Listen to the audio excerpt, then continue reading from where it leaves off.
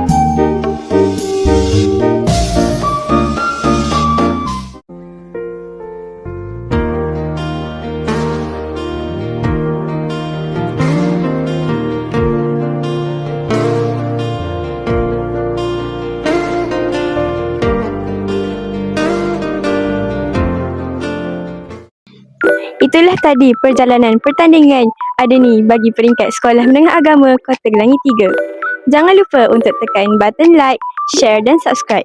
Saya Nurul Nuwairah binti Abdul Aziz. Jumpa lagi pada masa akan datang.